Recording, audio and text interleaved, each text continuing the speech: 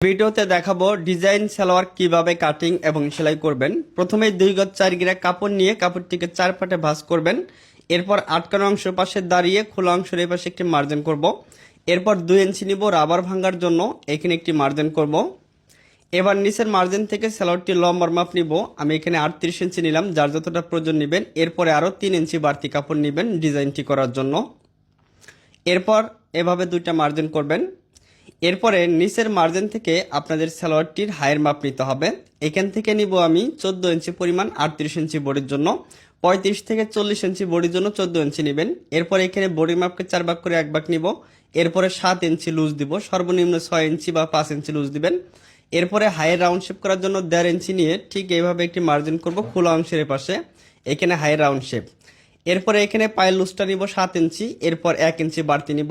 আপনার সাধারণ পায়ের লুজের থেকে ডিজাইনটি করার জন্য আপনারা 2 ইঞ্চি পরিমাণ বাড়তি কাপড় রাখবেন সেলাই সহ। এরপর এভাবে সুন্দর করে মার্জিন করবেন। এরপর একদম সহজ, কিন্তু এটা দেখেন এই মাপ অনুযায়ী আমরা কাটিং করে নিব। এটা 38 ইঞ্চি বডির জন্য আমি তৈরি করতেছি 2 গজ 4 গিরা কাপড় দিয়ে।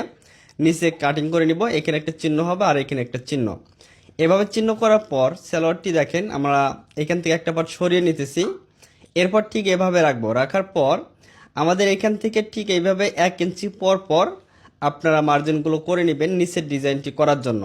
আর এই নিচের ডিজাইনটা হবে আপনার সেলাই দিয়ে, ঠিক আছে? চিকন করে সেলাই ধরে আমরা এই ডিজাইনটা করব। আচ্ছা, এই পাশে সেলাই হয়ে গেলে মানে মার্জিন হয়ে গেলে একইভাবে আবার এই পাশেও মার্জিনগুলো করব। এ কারণে দেখেন মাঝখানে সুন্দর ঘর ঘর হচ্ছে। এই ঘরগুলো আমরা যখন সেলাই করব তখন কিন্তু খুব সুন্দর ফুটে উঠবে। আচ্ছা, সম্পূর্ণটা আপনারা দেখবেন। এভাবে প্রত্যেকটা সালোয়ার আপনারা ডিজাইন করতে পারবেন। এরপর ঠিক এইভাবে দেখেন ওই দাগ অনুযায়ী সুন্দর করে চিকন করে সেলাই ধরবেন। দেখেন 1 ইঞ্চি পর পর বা 2 ইঞ্চি পর পর, মানে আপনারা ইচ্ছা মতো আপনারা এখানে চিকন বা মোটা করে ডিজাইনটা করতে পারবেন। জাস্ট সেলাইগুলো আপনারা একটু চিকন করে ধরবেন, একই মাপে ধরবেন যাতে ডিজাইনটা সুন্দর হয়, বা যে ঘরগুলো তৈরি হবে 4 কোণা, যাতে ঘরগুলো যাতে এক মাপের হয়, দেখতে যাতে ভালো লাগে। তো চেষ্টা করবেন এক মাপে ঘরগুলো ধরার জন্য। তো দেখেন এখানে যার যে কয়টা সেলাই লাগে আপনারা সম্পূর্ণ সেলাইগুলো দিয়ে দিবেন ঠিক এইভাবে। এখন অনেকে বলতে পারেন যে এই সেলাইগুলো সোজা পাশে নাকি উল্টা পাশে, যেহেতু এটা এক কালারের কাপড় যে কোনো এক পাশে সেলাই দিবেন, এটা কিন্তু সোজা সাইডে থাকবে। এরপর কাপড়টিকে আবার উল্টা পাশে নেওয়ার পর আবার এই পাশ থেকে সুন্দর করে সেলাই দিবেন, তাহলে মাঝখানের খোপ খোপ ঘরগুলো তৈরি হবে।